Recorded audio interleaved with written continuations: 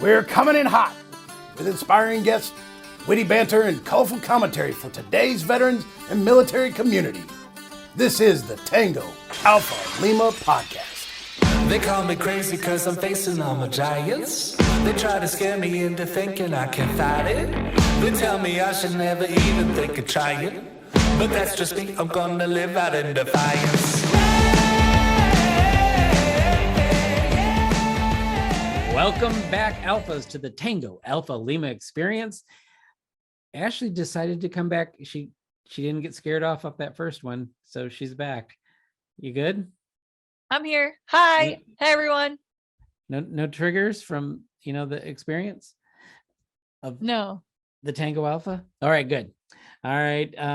So it's starting to be summer in DC over there. Are you feeling it? It's beautiful in DC.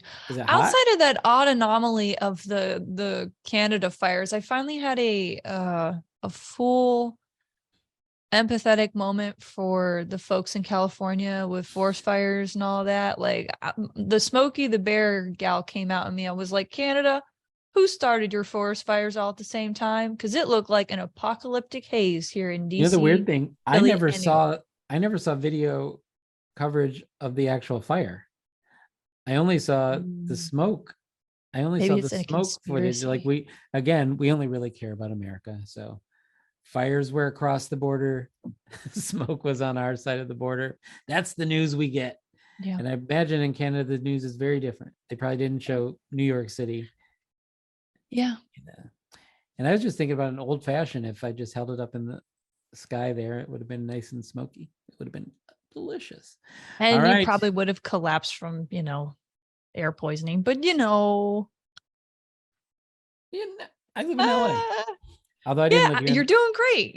I didn't live here in the 80s and 90s when the smog was really bad. It's mostly cleaned up now. All right.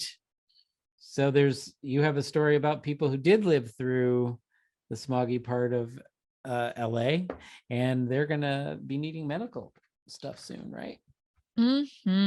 All right. So getting into it, America faces sharp increase in aging military veterans. This is from the War Horse. Can I pause for just a second? Yes. I was going to say, I don't think this is the right one. Hold on. No, it is. It's the right one. I love the name of that publication. The War Horse. I just love that. All right. I apologize. Go ahead. Oakley dokley then. All righty. We're just going to keep moving on from that. So the War Horse published an article discussing a tidal wave of aging veterans, including a 237% increase in women over 65 by 2041. So for the decades, if you will, Dawn brought the clarion bugle call of rival across the lush campus of the new... no, stop. No, I don't like Actually, that. where are you? Is this... You're not reading what I copy pasted. Yes, I'm sorry. I opened it up. Okay, I did disregard. Can we start over? No, I love this. You love this? No, you don't. I was like, let's leave it in. I didn't get an opportunity to read the whole thing. So let's just go for it. All right. So with the veteran population of more than 1.6 million in 2020, California is home to a sizable percentage of our nation's veterans. Did you put this in here on purpose? No. You just wanted to pay homage to California? Okay, all right. Moving forward, a population that is steadily growing older.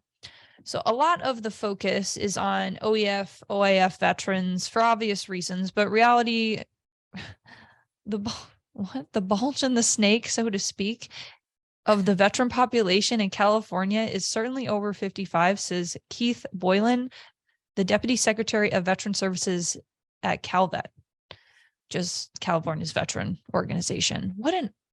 That's like, is there a snake in my boot? Like a Disney reference? I like him. I have nothing about snakes and bulge that is appropriate. So I'm going to pass. It's a hard no. I'm going to pass on that as well. All right. So other states see this trend mirrored. So between 2021 and 2041, the number of veterans older than 85 is expected to increase by 31%, according to VA data. And part of this is because the overall number of veterans nationwide is actually decreasing.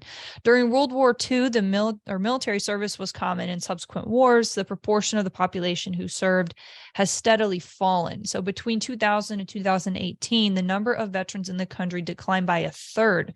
The bulk of Americans who have served in the military served decades ago. So to be clear, so Vietnam and Gulf War era veterans represent a different slice of the population than veterans who fought in World War II in Korea. The number of women veterans over the age of 65 is expected to increase by a staggering 237% between 2021 and 2041, according to data from the VA. So radical diversity is also increasing, and the geographic distribution of veterans is shifting. So this means that veterans' care must change as well. Women, for example, have a greater life expectancy than men do. Facts. They tend to live longer, and by living longer, they tend to need more assistance with daily living activities, etc., as quoted in the article. So I think there's a lot of different things here. So Jeff, you're gonna have to tell me what you want to pick apart, because the education, the public health professional in me, and aging. There's so many things. I do not like them planting in my head that women live longer, because that's going to become a self-fulfilling prophecy. If I think that I'm not going to live longer, then I won't live longer. And I object. I find that objectionable. I'm just kidding. It's like, you're not good enough to be a Marine. Now I'm going to live to 172. It's not going to be pretty, but I'm going to make it happen. Yeah, this is California. Calvet's our state, our state VA, I guess, if you will. They're the Veterans Administration of the state. Mm-hmm. And these are going to be our expenses on the VA side are going to definitely go up. When you have an aging population of people that served, and that's just math. And I did some mathing in my head. I did theoretical math, no real numbers, but I'm saying you got a lot of people like that, and they need more help. That's more money, because help equals money. So that's military maths. So now I go where you see most comfortable. Sure. I think there's a lot of important questions here, right? What, if anything, right now, are we anticipating with budget allocations to the VA, right? What kind of initiatives and partnerships are being set out both on the private and the public side to ensure that veterans who are going to be hitting these age brackets are going to be taken care of, right? You're going to see a rise in big pharma, which we've already seen, right? Medical expenses. I mean, our medical expenses alone could be the fourth largest economy, our healthcare system, right? So there is so many different pieces and parts of this. And I think another interesting, just to relevance, right? Like, children who are being born right now have a life expectancy of 100. But what's also interesting is there's also facts out there that we have decreased in our life expectancy post-COVID. So there are some very conflicting stats out there about what the quality of life looks like for Americans and American veterans. So there are a lot of big questions. I'm hoping that these are being forecasted out in policy and budget allocations, but we're going to see a big wave of need. And then what that means is, if we're having so many people exiting workforce or businesses and entrepreneurship, there's going to be a gap, because we're also not populating our like, what's the word for it? Like, we're not even having as many children to replace the existing workforce, right? So there's a lot of issues here. I am super nerding out. We're going to move forward. That could be a good issue, though, with robotics and AI. Maybe we don't need as many people because there ain't going to be jobs for them anyway. Anyway, let's move on. Okay. Ah, Today, we're going to be joined by Bruce Roberson. Bruce is an Air Force veteran who served in Southeast Asia during the Vietnam War. We're also going to talk to him about his experience there, as well as his transition story and his current entrepreneurial ventures. We're going to be right back with Bruce right after the break. The American Legion is raising awareness about PTSD and veteran suicide by offering hope, camaraderie, and support. Be the one to help end veteran suicide. The goal of the American Legion's Be the One campaign is to destigmatize asking for mental health support. Be the one to ask a veteran in your life how they're doing. Be the one who saves one veteran. Go to BeTheOne.org and help the American Legion end veteran suicide. Will you be the one? All right, today we're going to be joined by Bruce Roberson. Bruce, welcome to the Tango Alpha Lima podcast experience. You are in for a treat. I see like Ashley and I were matching shirts today. You are not, but yours is way cooler. Can you give us a tour of your shirt, please? Absolutely. I'm a dog man, and I guess we're going to be talking about dogs today. This shirt, I think, is very apropos. You probably can't read it, but I'll go through what it says. The type is a German Shepherd. The fire mode is on command. The size is 60 to 90 pounds of defense. The ammo is razor sharp teeth. The legs are propelled at 30 miles an hour. The tail is freedom exhaust. Markings are markings of justice. The ears are to enjoy the national anthem. The nose is to sniff out the lack of patriotism, and the mouth is freedom enforced at 238 pounds per square inch. So that's kind of speaks to the admiration I have for this animal. Well, if you'll excuse me for a minute, I have a wall I have to run through after being motivated by that. That's amazing. Good. You stinking raw. All right.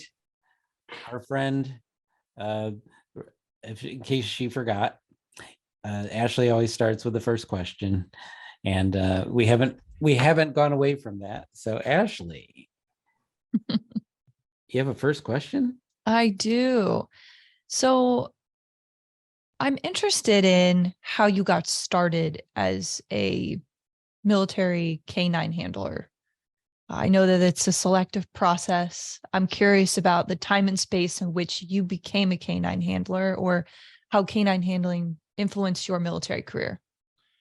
Good question. When I went in the service in 1967, and if you I know you don't remember, you weren't born, but at that time, the Vietnam War was right at the heights, and I was in school, but they had a draft, and they were drafting people out of school, and my number was coming up.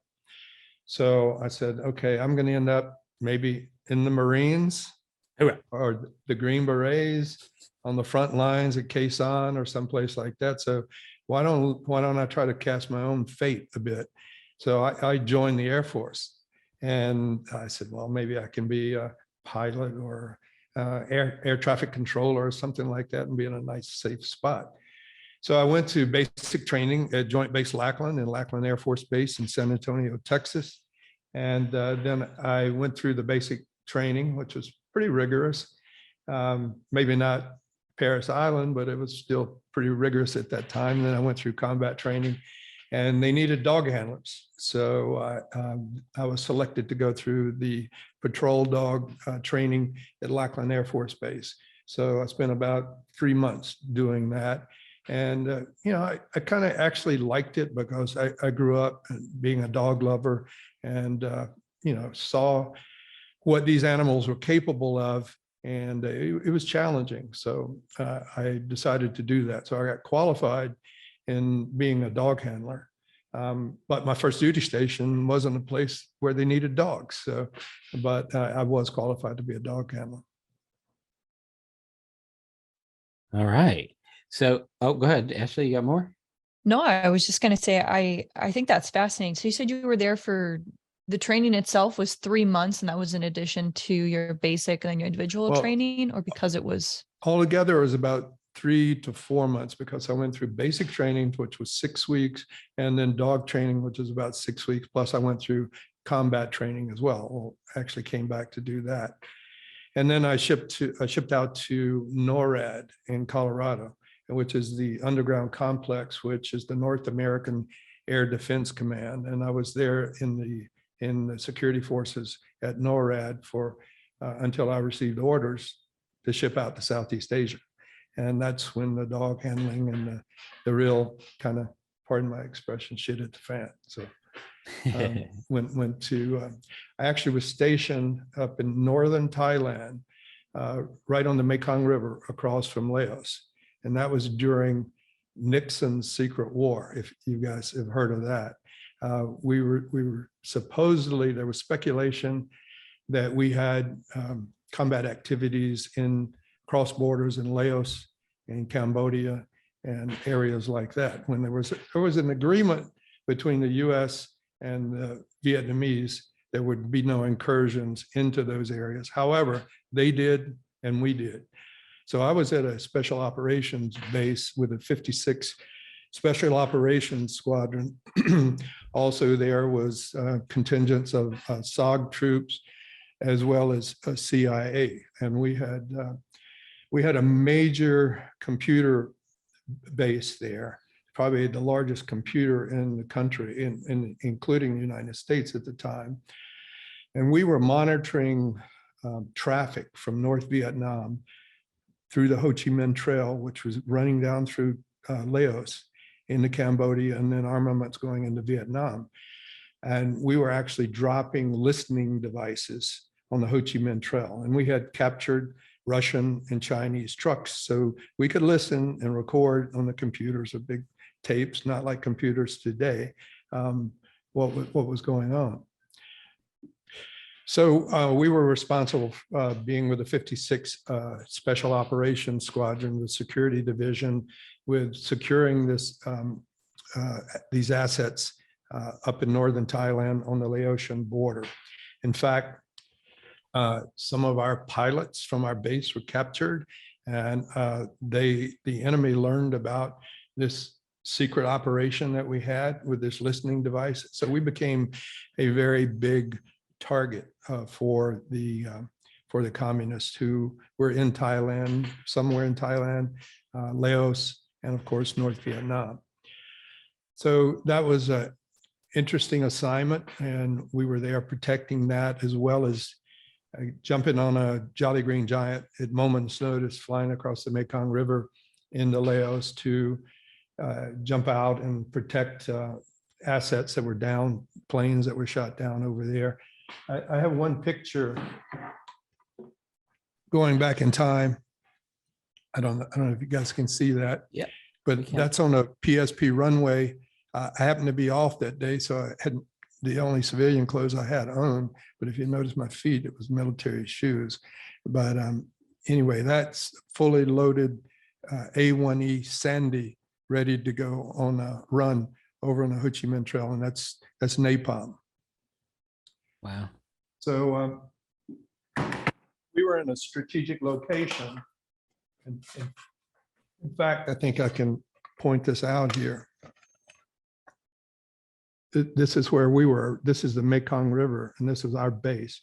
And it would take about 2 minutes to get over into Taket, Laos, and the Ho Chi Minh Trail. The armaments were running down through Laos into Vietnam and Cambodia. And on the straight line from where I was living, I could be in North Vietnam, and it's less than 200 miles, a short flight, helicopter or aircraft. So we had a lot of operations going on when we weren't supposed to. Again, Air America, CIA, and a lot of SOG guys were based there as well. So we were doing some kinky stuff back in those days. Wow. So I imagine that while you're over there doing that sort of thing, because you said that wasn't the planned route for you. So did you have to spin up and get a clearance, and were you over there on your own? So like if you got caught, the government was going to disavow you and not admit that you were over there. Like how secret was this, and what precautions and things did you have to take? Well, none of the pilots nor us, or any of the planes that we had any emblems or markings on them at all. So there was no identifiers that this was the USA or flags or anything like that. So it was extremely secretive. The media at that time knew nothing about it. And of course, the politicians would deny that we were actually involved, but we were there. And if you, a thought comes to mind that when the chopper takes you and it doesn't land because it's usually swampy rice paddy or something, and you have to jump out at least waist deep, you feel, and you don't know when they're coming back. You just have to secure the area, and it's you and maybe one or two other security forces guys, along with some indigenous people or Thai guards, people that speak Vietnamese or Laotian or Thai. And you've never felt so insignificant in your life. You're on your own, buddy. You know, you have to cover your ass. Well, that kind of brings me to our pivot point here. I'm curious that's a very varied. See, I did that there. A very varied career that you had in the military, and I'm wondering now, that collective experience, how would you describe it shaping the rest of your life? I won't exaggerate at all here to tell you that now and throughout my life, I've considered that experience that I had in a war zone like that is a cornerstone that shaped my determination to make something out of myself. I came up as a kid. I didn't have much. My parents, I didn't have a trust fund. I didn't have a college fund. You know, 5 kids, working class father who served in World War II, North Africa with Patton and Burma. And it wasn't, you went to Southeast Asia for 1 year. If you survived, you come back. You went till it was over. And he spent 10 years, a lot of time at Bragg, but most of the time in with the forces in Asia and then North Africa. So it really could break you or it could make you. And I said, I'm not going to let it break me. And so I used that. When I came back and went back to school, I was maybe 4 years older than everybody else in that second half of the freshman class. And to me, it wasn't a place you go and play and have fun and drink beer and belong to a fraternity. Couldn't afford that. But it was a job for me. I'm getting through this and I'm going to go out and make my career. So it was just another duty station for me. So everything I did throughout my professional career, and I've worked for the best corporations in the world: General Electric, IBM, McDonnell Douglas Corporation, now Boeing, McKesson Corporation. Still working today, believe it or not, for a high-tech company out of Boston. And everything that I did, everything now, any challenges that I've had paled into insignificance compared to that. And I use that as the benchmark to measure everything. Well, I thought maybe you and I were going to have something in common until you threw McDonald or Douglas after McDonald. I thought we both worked for McDonald's, but actually, I'm kidding. I never worked for McDonald's. Thanks so much for that. It is kind of inspirational, and I love the way that you tied some of what you did in your past to help you through your present at the time, especially going through school. Because I remember telling my counselor, I've heard of people not getting their classes and it takes them 5 or 6 years to get through university. I'm telling you right now, 4 years from now, I'm walking off of this campus, degree or no degree. So let's figure it out now, like the map that we have to do. Yeah.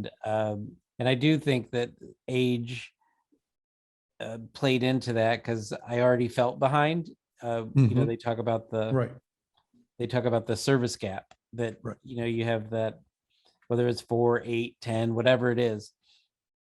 years where you're behind everybody. We even talk about that here in Hollywood, the service gap, where you don't come here at 18, you don't make those connections, and you have to catch up. So it's that mission vision, I hope, resonates with a lot of people out there. All right, I've spoken enough. Jeff, besides that, without the GI Bill, I could have never done it either. So many ways, the experience and the financial support paid for itself. And, it cost me a lot of restless nights and, being shot at and missed and shit at and hit sometimes. But, I survived it, and it made me stronger. Wait, I can't let that. That's amazing. Shot at. All right, I'm gonna remember that one for a long time. Before I go back to Ashley, just have one quick question. I like to ask this of our Vietnam era veterans, and welcome home, by the way. Sorry for delaying that. How was that college campus experience for you at that time? Because we hear a lot, It really, I couldn't relate. I found a companion who had been in the Air Force as well.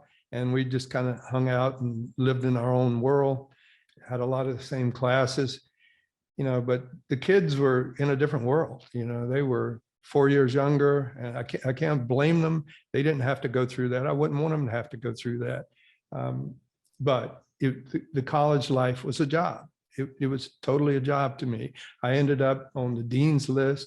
I ended up getting a academic scholarship through merit while I was there, plus which really helped when all you were getting was $500 a month from the GI Bill, and you had to support your living arrangement and everything else. But it was, I can't say it was like, I have a son and a daughter. My son is a mechanical engineer. My daughter is last year in college, University of Florida. And they've had the fraternity experience, the sorority experience. They haven't had to go through that. And I wouldn't want them to.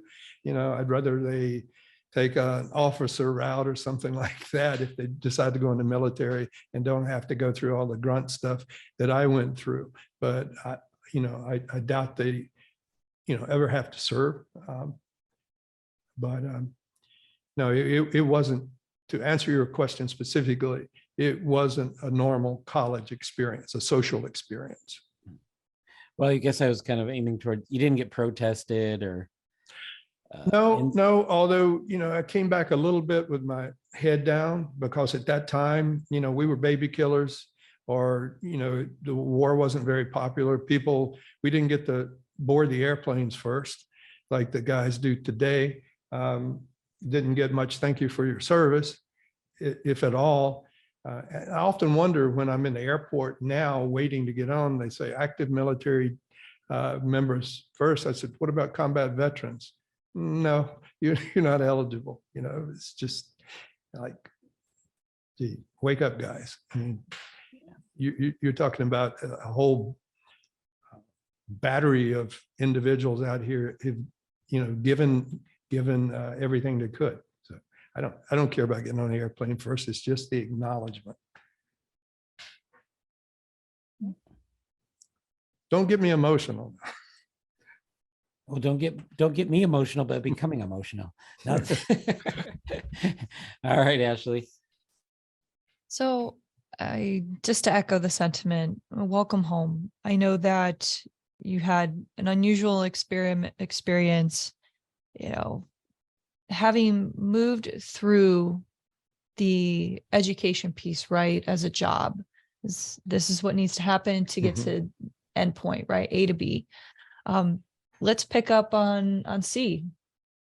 You talked about several of these places that you've been employed at. Do you have a particular favorite, or how did you kind of stumble into your first employment post degree, and tell us a little bit more about that journey? Okay, very, very good question. When I was getting out of the service, a lot of this is not meant in a derogatory way, because my brother was a lifer and my nephew was a lifer, but a lot of the lifers would say Rob, they called you Rob. Nobody called you your first name or their whole last name, Rob. Man, you should re-enlist. There's no jobs out there. You're going to get out and get hungry. I said, nope, I'm getting out. I believe in myself. But, internally, I had a lot of anxiety because I didn't know if there were any jobs. I wasn't trained to do anything. I hadn't finished my education. So I said, what in the hell am I going to do to make a living? So I thought about, well, I'll go back to school, and healthcare, people are always going to get sick. But I didn't want to be a doctor. I didn't want to be a nurse. I didn't want to be a radiology technician. I wasn't much into patient contact. I said, but still healthcare. So what about healthcare administration? That sounds good. And what about this new stuff, this computer stuff, because at that time, the internet didn't exist. Cell phones didn't exist. When you were programming, you were punching on 80-column card punches. To boot a system up, you had to have a boot deck with little holes in it to run it through the system to bring the system up. It wasn't Control Alt Delete. Yeah. So anyway, I decided if I could marry something with these newfangled computers with healthcare, I'll bet you I'll always have a job. So I did. So I got a minor in business administration and computers, and a major in healthcare administration. And then I said, okay, got my degree, did an internship at a hospital. I said, well, if I'm going to work in healthcare, I should probably work in a hospital. And I was admitting patients, and I worked in the emergency room. And then once I got my degree, I was promoted to budget and cost director of this hospital. And then I got to know the people involved in the computer systems for the hospital. And the company that provided that was, of all companies, McDonnell Douglas Corporation.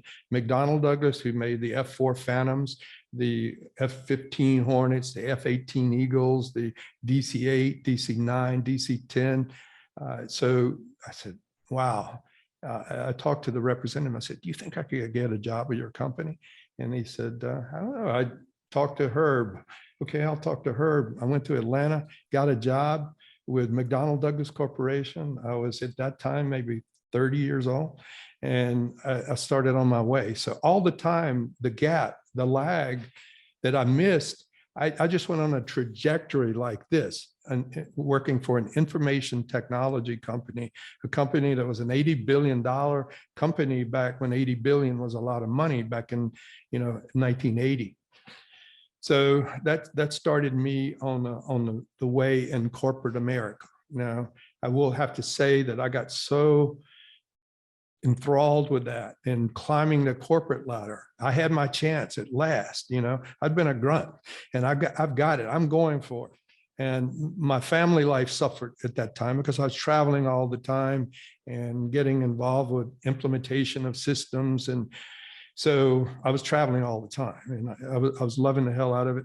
I got to wear a suit, and I got to carry a briefcase, and I felt like for once I was somebody, So I really enjoyed it, and I was right. And it was a very naive way to make a decision. People are going to get sick, and this newfangled computer stuff is going to stick around for a while. I never was without a job. And I always moved around from a McDonnell Douglas to a IBM or something like that, and I always made more money. So it was a very naive. I didn't have a counselor. I didn't have parents. Neither of my parents were college graduates. I think my father went through the 6th grade and went off to war, but figured it out. So got lucky. A lot of positive forecasting, right? You see a thing, you're like, "Ooh, I could see how these two would marry together," and then making decision and choices. Oftentimes, vets who have gone through even global war on terrorism vets who have gotten out, gone to school, right? If they've made similar these forecasting decisions that help them and propel them forward based on military service experience, treating it like a job. And what you've told me is you've just had an amazing career span where you got to implement the infrastructure for, it sounds like a great deal of these companies. Like I would be very proud, and I'm sure you are very proud of that. That's important, impactful work. And I think as service members, there's a part of your legacy that's there with that. You're right. And I started out on the implementation side, putting these systems in place, teaching the doctors, the nurses, the technicians how to utilize information technology. At that time, it was still very rudimentary, even though you were using IBM platforms or digital equipment company platforms. A system that would run an entire 500-bed hospital only had a half a meg of memory in it. A half a meg. You have that much in what? You got more than that in your phone, so it was just, it was a different world, but, I was inside the technology world, and I kind of got in the uplift of that and then changed jobs, and it kind of evolved with the healthcare information technology sector. But again, it was, I think the discipline on getting on the implementation side, a lot of that came through military discipline too. And then one day I made another critical decision. I said, I think I want to go into the sales side, because those guys, I'm staying up all night implementing software in a hospital, and they call me out of the basement the next day, out of the computer room, and want me to make a presentation to the administrative staff about a new application. And I said, wait a minute, I haven't shaved. I need a shower. You guys are in a fancy $1,000 suit, and you get to take these people out to dinner. And I'm the one who knows the system. So I want to do what you do. So I crossed over from technology side to technology sales. And then I'd never sold anything in my life. I'm not even the chocolate bars in high school for the bands, shy. I was a shy kid. So, and I made that move. I said, but if I know it, so people can perceive if you know about something. So, and then my sales career just took off, and it made a great living, It's always nice when authenticity, competency, and confidence all come together, right? And you're in that right place and time where you are developing relationships. That's really what sales are. It's developing relationships with people. You could have the smartest person with the, the 12 bullet point, but if you can't break it down to be Barney style, and I think that's one of the pleasures of being, prior service, is that you've taken extreme circumstances, push them down into these very, very small steps, and then you've been able to communicate those steps. And I always felt like you needed to sell yourself first, your company second, and your product last, because they're buying from you. You are the company incarnate in the flesh. And then you talk about your company. Am I doing business with a stable company? And then your product, because everybody is going to claim their product is the most great and wonderful, and you have to have good references. But that was the kind of the echelon for me: sell myself, sell my company, sell my product. How do you think? Sorry. I was just going to ask about entrepreneurship. How was the discovery from, boots on ground, Ho Chi Minh Trail to, school, buried in books, to landing this job, right? And then the entire healthcare and tech entrepreneurship. At what point did you think, oh man, I think I am a bit of an entrepreneur, I'm a bit of a mogul in this space? Did it ever have that critical moment where you're like, oh wow, I did that?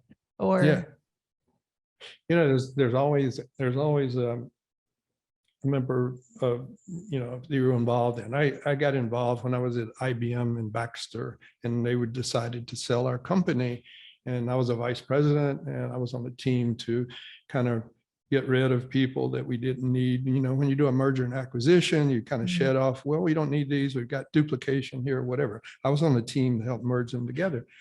By that time, I had gotten involved with someone in the organization, a lady in the organization, and it was starting to be visible. And I said, it's a good time for me to you to separate, because this is not, a good thing. Not that anything wrong with us, it's just visible. And so I said, why don't you do this? I said, this aspect, and I know this aspect, and I have contacts. Why don't we create a company focused on information technology research in the healthcare industry? And we did, and we started that in my house. 30 some years later, it's still a viable company, multi-million-dollar company. And that was my first endeavor into the entrepreneurial world. Also during the dot-com years, I'm jumping ahead a bit, I had an opportunity to get involved with a dot-com startup in Fort Lauderdale, Florida.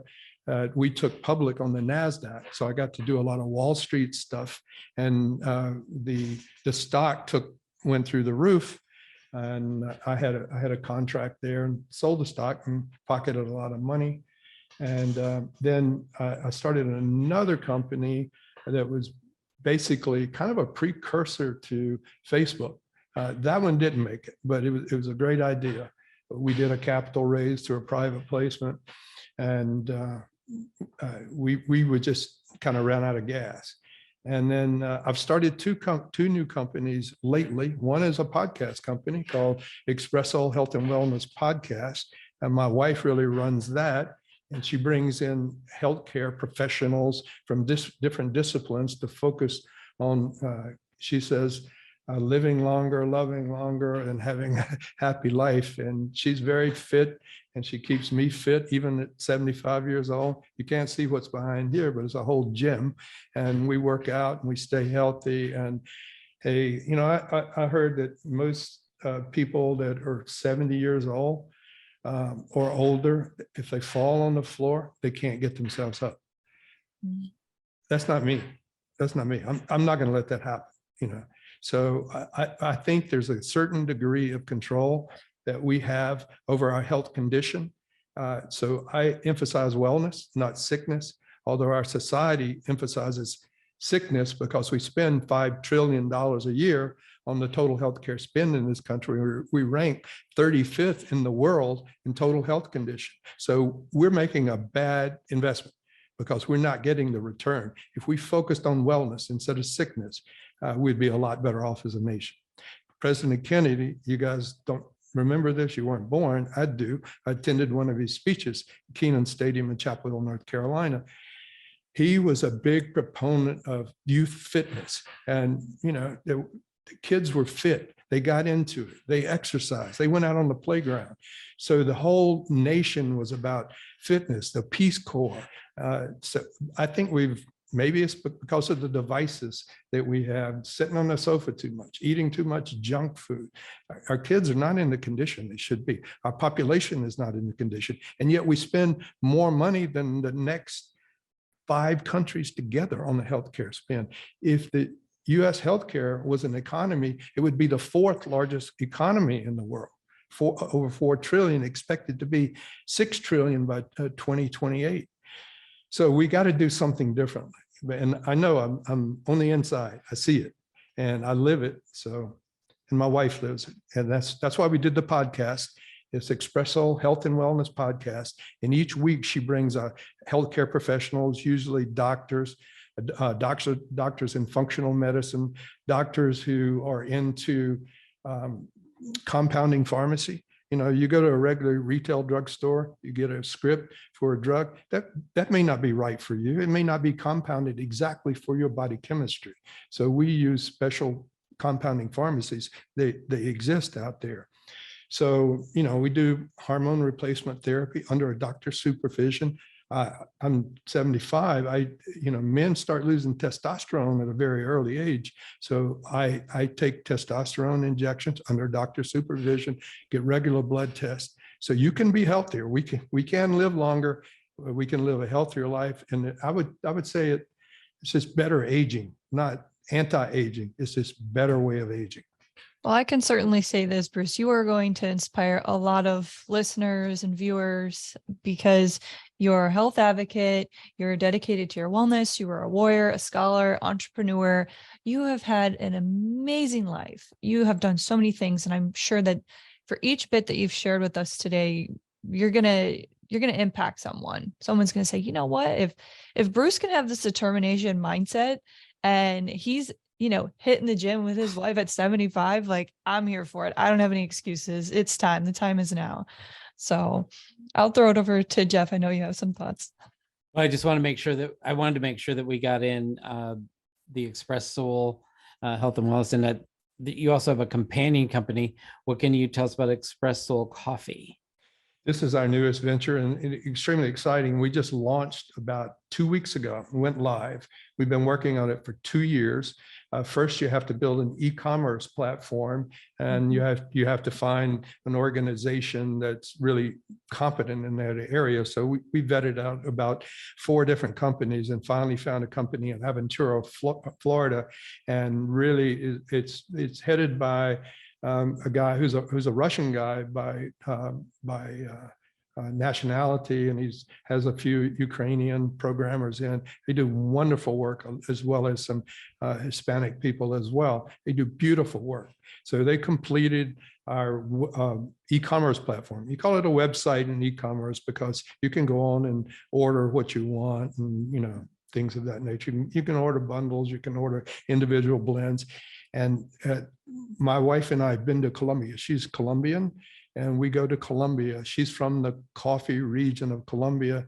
It's called Manizales. It's just outside of Medellin, and high mountainous areas. So the coffees in Colombia grow at like 12,000 feet in the mountainous areas. They can't get machines up there to machine harvest them like they do in Brazil. So you can only handpick the red cherries, the ones that are ripe, and you don't get leaves or branches or green coffee cherries involved in it, like in the flatlands of Brazil, where most of these drive-through coffee shops basically harvest in mass amounts, over roast it, and then fill it full of sugar and cream and everything else, and charge you $8.95. Ours is really gourmet coffee that through this e-commerce site, you can order and it'll be delivered with UPS directly to your door. We just sent some to San Diego, 3 days from Miami to San Diego. And if you do the calculation, it works out to be per bag about $1.25 per cup for gourmet coffee, not over roasted, mass produced coffee from the low countries of Brazil, but from the high countries. And one region that we have a blend from is these indigenous people at 12,000 feet, the only tip in the Andes Mountains of Colombia where it snows. And these indigenous people harvest the coffee for us. And then we have it imported into Miami, and then we roast it here. So we have the front end, which is the e-commerce platform that you order it. You can read about the product. You can see our value proposition. My wife even has a 3-minute video that explains the whole process for this coffee harvesting and where it comes from and why she decided to do this. And then we roast it, we bag it, and we ship it. So that's been live about 2 weeks now, and wow. We're into the marketing stage at this point, the digital marketing stage. So we're all on Meta and Instagram, which is part of Meta, and we're applying marketing dollars. We have an editor for our podcast and is doing some ads for us, who's in Manila in the Philippines. A great person. We found her through another resource that we have. So we deal when Paul is working at night while we're sleeping, and then we have a few hours crossover that we can talk, but it's a wonderful relationship. So anyway, those are two relatively new initiatives. The podcast started in January. The coffee company started 2 weeks ago, and thank you very much for asking. Well, I'm hoping that I don't personally drink coffee, no offense. I don't like coffee. I think both of the other people here, super producer Holly, could fund your next purchase with her coffee habit. Yeah, so that's expressocoffee.com. Try it. It is not like military coffee, Jeff. And I told a story. I'm out on the outer perimeter, and the deuce and a half comes around with a coffee run and gives me coffee so I won't fall asleep and get my throat cut. And I drink it, and I was 18, 19 years old, and it tastes like tar to me, but it was a stimulant that's going to keep me awake. I didn't realize coffee should taste good either until I met my wife and started drinking kind of gourmet coffee, if you will, and it tastes good. So it is Express Soul. I imagine somebody somewhere is going to make a Express Soul espresso. Exactly. And then say that 10 times fast and you get a discount. And we also make the K-cups, if you will, that goes in the machine. Some people don't want to. Yeah, exactly. Some people don't want to grind their beans up. You could order ground already. It would be shipped that way, or you could order whole beans. Some people like to grind their beans, or use the K-cups, and we have those as well. But anyway. All right, so you're 2 weeks in. You just don't stop. You keep moving forward, keep pushing forward, and I love all of it. So I want to thank you personally for being on the show. Again, I want to echo the welcome home sentiment, and just thank you for like your entire career, not just serving in the military, but supporting the military after you were out, and now maybe, just maybe, you're going to support some people in the military with good coffee. Absolutely. Absolutely. And thank you guys very much. It's been an honor for me to be on your podcast. I think I said this earlier. I'm a member of the Vietnam Veterans of America, the Thai, Laotian, Cambodian Brotherhood, and also Together We Serve, soon to be a member of the American Legion as well. I've never taken that initiative, but I'm going to. And I tell you, your podcast is a major contributor to me wanting to do that, and the interaction I've had with you guys. I'm going to be walking into some American Legion houses here in South Florida. All right. Well, have a good tour of those. Okay. There's big ones, small ones. They're all very different, and they have different feels. So find the one that feels right for you. So again, thank you so much for being here. We're going to continue this conversation, not with Bruce, but about Bruce, right after you take your espresso coffee break. We'll see you in a minute. Thank you. Advancing the vision. Advancing the vision. The American Legion educates, mentors, and leads new generations of Americans. We are veterans strengthening America. We are the American Legion.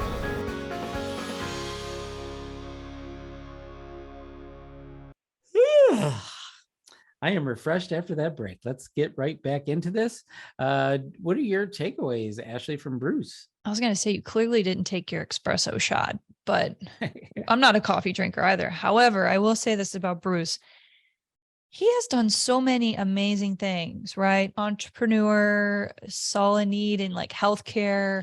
The fact that we, in our first topic of the day, talked about the increased like aging population of veterans and health and wellness, and taking both like, personal responsibility and having discipline and determination, like all of these different attributes that have come from service collectively have been harnessed in the power of Bruce. He's like a Hulk. Like, he's not smashing stuff, but he's like smashing records and goals. It's wild to me. Like, I'm super happy for him and everything that he's accomplished and contributed in his entire life. Right. Yep. I love it. It's like, I love when a plan comes together. That's from something. And it's like his whole life was a plan, and it's now coming together, and he makes me almost want to have a cup of that coffee, but it's never going to happen. Never going to happen. I just can't drink the coffee. But what if it was the fountain of youth, and we would solve all of our woes? Coffee? I mean, maybe he was saying that they were picking the beans from some remote place. Who knows? Maybe there's something in the water there. And the red, and then by default, like cherry. Maybe coffee isn't as bad as I thought. All right. I want you, let's load up, because we're going to the range. We're going to the range, my friends, and we're getting ready to have a little bit of fun with the pew, pew, pew, pew, pew, pew, pew, pew, pew, pew, pew, rapid fire. All right, rapid fire number one. Wait, hold on. No. All right, rapid. I thought I saw a little motivation from super producer Ali, but I got waved off. All right, rapid fire number 1. The U.S. Army wants to build a drone fleet inspired by Ukraine's example, but will not be able to use DJI quadcopters. This is from, how would you say this? Gadget? It's Gagadge. Is it Georgia Gadget? Is it, I don't know. Gastrointestinal ailment gadget? It's just GA Gadget. I don't know what this is. All right. Anyway, the Ukrainian army's success in using civilian quadcopters in the war against Russia has prompted the U.S. Army to intensify development of the drone bomber concept, but the service has a number of limitations. Here's what we know. The Ukrainian armed forces are actively using not only homemade FPV drones costing up to $1,000, but also civilian quadcopters. One of the most popular is the DJI Mavic 3. The drone can drop grenades on enemy positions and even destroy armored vehicles beyond enemy manpower. However, the U.S. is actively fighting against DJI, so it is hard to imagine it using Chinese-made drones in the event of a potential conflict with China. I have tech thoughts and I have tech feelings, but I feel as though I could drone on forever. And our audience might fly away. Here's the thing I have about this whole anti-DJI thing. I have a DJI. I have the original Mini 3, and we're talking about banning them, not just the purchase of, but even the flying of already owned drones. Why don't they fund some startup that makes a good drone here? I read top 10 lists because it's as far as I like to go. I don't need to know the top dozen. The top 10 list for drones is overwhelmingly populated by DJI. I believe one of the other ones is also a Chinese drone. And then there's always some random from somewhere, but it's always super expensive and way bigger than anything you'd ever need. And you'd probably use it to make movies with. But the consumer space is DJI, but yet nobody has stood up and made a comparable brand that's not from an enemy of our country. Is it lazy? I don't understand it. And you're looking at me funny, but I'm gonna switch from you to the alphas for a second. If you are out there and you're looking for an entrepreneurial venture that you can do today and probably guaranteed a government contract so you can make buku bucks and you can be talked about here on Tango Alpha Lima, what you should do is stop what you're doing right now, actually wait for the break, and then go invent a drone that can be sold to the US government and to patriots like our alphas. He's one line away from saying execute Order 66 for any of my Star Wars fans out there. He's on full rant, but I don't disagree with Jeff. I think that there is an opportunity for folks that want to do business with the government who have ideas that want to take them. There's plenty of capital investment and opportunities in tech. But it's always interesting where, if you follow the money on where we're sending money to other places, right? Like there's pieces and parts that are going to come from China. Like, for example, like the CHIP Act, there's other policies and things that have been put in place trying to provide more opportunities to have access to these goods, right? Because there are certain there are certain minerals and mining that has to happen in order to have some of these pieces and parts. So also, I would say, just from national security, I would also take a look at who is in control of a lot of those particular mines and products required to make the drones, because then it becomes a point of accessibility and logistics and who has access. And that's why maybe you're seeing more people lean on China for these particular, drones. So I think there are some big problems to be solved both for national security, also for logistics and sourcing of materials to make these things, and how to wrap it up in a bow and a pitch deck for any entrepreneurs out there. That will be the task. So if you figure it out, please give credit to the Tango Off Lima podcast. And I want at least 1% equity. So when you sell, I make money. I'm not greedy. Just give me every drone. Give me one quantity of one of every drone model you ever make, and I'll be happy. Let's just do that. And then I'll say, these are not the drones you're looking for. Drones, droids. Okay. We're now going up to rapid fire number pew pew 2. Oh, this is all right. I need everybody to grab their tissue because this is a tear-jerking moment, at least the title. Amid an epidemic of loneliness, nonprofits are helping keep veterans connected. This is from also The Hill. The U.S. Surgeon General recently issued, an advisory on America's loneliness epidemic and the healing effects of social connection. Former Department of Veteran Affairs Secretary Bob McDonald's also issued a statement of veterans' social isolation.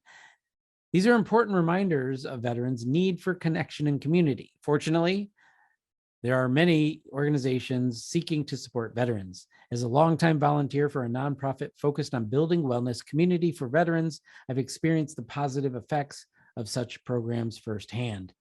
And recently, I had the opportunity to delve deeper by researching various organizations' efforts to promote veteran connectedness. I'm just glad that we could be here today connecting, Ashley, so that I don't feel lonely for these few moments that we have together. Thank you, but I'm not paying you. So regarding the epidemic on loneliness, Yes. Depression, anxiety, loneliness, social isolation. Yes, these are all things that veterans will experience during their transition, maybe while they were serving, while they're transitioning, and definitely after service. Organizations like the American Legion, Veterans of Foreign Wars, new organizations like the Mission Continues, Team Rubicon, there are so many different opportunities for outreach and connecting with people, right? The American Legion has our Be the One campaign, right? Like, you can make the difference in a veteran and the military family's life by reaching out and extending hope. And I think as we continue to turn inward in a very polarized country, whether it's issues, things that are happening, are exiting service. Sometimes we even find our jobs isolating, right? Some people, it's just are more likely or more predisposed to have those kind of issues. But it's really important to reach out to your friends. And even when you don't know what's going on, not to judge them. And I think the American Legion does a great job in providing programs and support that are meaningful along this topic. And connection to community are vital. So I think this is just a public announcement to anyone out there. There are resources, there are people who care. I challenge people to put down their phones and stop taking pictures for the gram and go out and just connect with someone. And be there. It's as simple as that, just being there. I wholeheartedly agree. And as we're talking about rapid fire number 2, rapid fire number 1 and 2 to me are big recruiting points for the Legion. Rapid fire number 1, it may not be as immediately clear, but there's a lot of movement in teaching how to fly drones, get certified for drones, and a lot of these programs, it's starting to really spread around California, at least. They're teaching kids and even vets how to build drones. So out of this, young warriors of the Sons of the American Legion, Auxiliary of the American Legion, and the American Legion itself maybe some of you are going to get together and solve this problem of not having a secure drone in our market, in a growing market, mind you. Wouldn't it suck if we got in a war with somebody and they could just turn off because we're going to bomb some equipment or something, and they could go, nah, let's turn around and bomb them with it. So yeah. So, and then I think you found a way to make that darker. Yeah, it is dark. We need to understand the gravity of the moment in history. And so the rapid fire number 2 is also, because I've always said this right here, this thing right here is our number one benefit. I've lived on this earth longer than 5 years, but in the last 5 years, I've met a lot of people who will be friends of mine for life. There's also a lot of people who I've met that will be acquaintances for life, but I would let them, I can pick on them and I can yell at them, but it's like a brother or sister. I'm not going to let somebody else do it. So you get like a family status with people that you don't even necessarily get along with. So I think the American Legion, with these two things, are reasons why people should give us a great look, and also promote these kind of programs in your posts and districts and areas and departments, so that we are leveraging the true benefit of our enormous footprint in our population. So there you go. Sure. Yeah, I think there's a great opportunity for programs and partnerships and creating sustainable programs that meet our community's needs. And I would be remiss if I didn't mention, for any veterans who do find themselves in crisis, the Veterans Crisis Line is available for 24/7 confidential crisis support for veterans and their loved ones.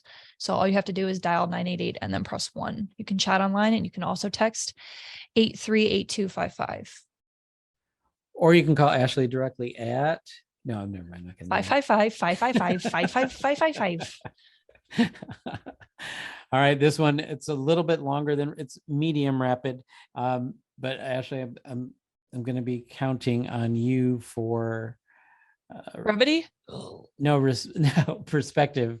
I'm not pipe dreaming that I'm going to get brevity out of you. All right, this is rapid fire number pew pew pew. That's 3, all in one. GLA's document date, that's Greater Los Angeles, by the way. GLA's document day offers veterans easy access to critical documents.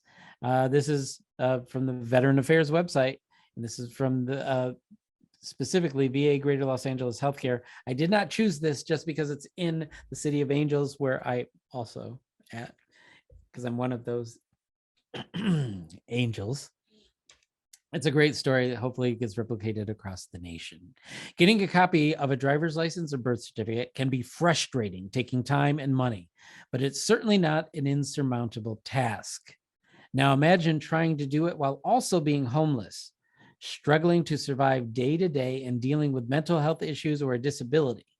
Something as basic as ordering a copy of your birth certificate has now become a serious challenge. Veterans who are experiencing homelessness also find themselves trapped in a state of zero velocity, unable to qualify for financial assistance or apply for a subsidized apartment because they don't have proper identification. A birth certificate and valid ID are required to apply for a wide range of services. Without them, you're unable to improve your life and create a pathway out of homelessness. This reality was the impetus for the VA Greater Los Angeles to recently host Veteran Document Day at West LA VA Welcome Center, also known as the Community Resource and Referral Center, creating a convenient way for those who have served to get the documents they need to access critical services. Just having an ID opens up so many doors, said Deborah Carter, VA Assistant Chief of Community Engagement and Reintegration Services, or CERS or CERS, I'm going to say CERS, and a licensed social worker who has spent much of her career working directly with homeless veterans, creating a safe space where vulnerable veterans can walk in, a place where they feel at home and are familiar with people who understand their needs and get the critical documents they need is just incredible. Ashley, go. Kudos. I think this is a great opportunity to inform veterans of the different resources that are available to them, and also like cut some of the bureaucratic nonsense in half to provide results, right? But it's also a nod to VA's homeless program. So the U.S. Department of Housing and Urban Development and VA Supportive Housing, or HUD-VASH programs, they also exist in addition as collaborative partners. So they provide, if you will, I think it's housing choice vouchers for rental assistance with VA case management and support services for homeless veterans. So this is just a nice kind of tie in with all of the IDs, like changing, you know, the outlook, right? Because as we've spoken about, like hopelessness and isolation, right? Like this is a very isolated community who may not have access to those resources. So having something that's designated and a day that allows veterans to come in and get the resources and services they need. That's something I hope that is duplicated throughout other VA medical centers and facilities, because there are a great deal of sustainable, like I said, resources, both for healthcare, mental health treatments, substance use counseling. There's other supports as necessary. So I'd be remiss if I did not mention any of those for the VA programs for homeless veterans and HUD-VASH programs in lieu of this, or in addition to, excuse me. Right, because this is what I'm going to coin a new term for the VA. You're welcome. You don't have to pay me. These are pre-sources to me. There are resources, but then there are pre-sources. You can't get to the resources without an ID, DD-214, a birth certificate. So these are very, very important to get to all the really, this is the burden you have to go through to get to all of the good stuff that you talked about. Now, last week we talked about fast tracking people in boot camp, immigrants in boot camp, legal immigrants into getting their citizen. And now this is a fast track way for these homeless or disabled or veterans to get to the wonderful resources that you ably described just a moment ago. So thank you for ably describing those, which then lays a foundation for the importance of getting these pre-sources together. I just love saying it now. It is fun. It's very catchy. I think that's true, though. And that's a good callback to other conversations we've had about cutting bureaucratic red tape. So these pre-sources allow for veterans to step in more confidently to, one, have a touch point, because they're going to build a relationship with whomever they're working with at that event. And then next thing you know, like more things start rolling. There's confidence and there's trust built back in the VA, particularly for these otherwise veterans who wouldn't have access and would be isolated. So I do good stuff. I want to change my words, because normally I go, can you take us home? But we're just talking about the unhoused, as I've been told I should call them now. I think it's semantics. Unhoused, homeless. Well, it depends. I mean, it really, where you are in the country matters, your geographic location, right? Unhoused or homeless veterans are more likely to be in warmer states than cold. That's not always true, but disproportionately California, Texas, Florida, right? So, and also those happen to be states with higher veteran populations. So thinking about resources, thinking about how we can connect the dots for your pre-sources, and creating duplicate events like this that can be done at the state offices too. Yeah. So let's get her done out there. For those of you who have the power to implement such programs and events, it doesn't seem like it would cost them a bunch of money. These people already work for you, and now you're just taking them to a different room to do the work. Okay, Ashley, why don't you gracefully find the exit door to this episode for our loyal alphas out there? Oh, how proper. Bid you adieu to all of our Tango Alpha Lima fans. Don't forget to subscribe to Tango Alpha Lima podcast on YouTube, Apple Podcasts, Spotify, or wherever you are consuming your podcasts. Please leave us a review and give us a big old 5-star rating so that the world knows how much you love us. And also, we'd love to hear about what you're doing in your community. And that leads me to my next point. If you also have a guest recommendation, go to legion.org/Tango Alpha Lima and click on the Suggest a Guest link. I would love to hear from community providers, state entities, folks who want to or have implemented something of this quality, right? So we can share and maybe make that something our legions then have access to help promote. So that's just my selfless plug for programs and people. And when you said that we want to hear more about what people are doing, let's not forget. Do you remember? I'm a non-elected official pretending to be an elected official of a very important place, Legion Town. Yes. LegionTown.org. Hello, Mayor Jeff Daly. We have not forgotten about you. I need you to share those stories with LegionTown.org. I don't know if they have hashtags, but if they do, hashtag Tango Alpha Lima so that we can find it more easily. Anyway, yes. Hashtag Daily 23 Mayor for the people. That's a long. I mean, these days, who knows? Right. All right, Alphas, you have your charge today. I need you to soar. I need you to fly. And to do that, I need you to invent an American drone. And you can do it. You're out there. You're smart enough. You're good looking enough. I don't know that matters. You're worth it. And people will love you. And you will get a big, fat American juicy contract. And you will buy all of us dinner. Name the drone Icarus. Or don't. You gotta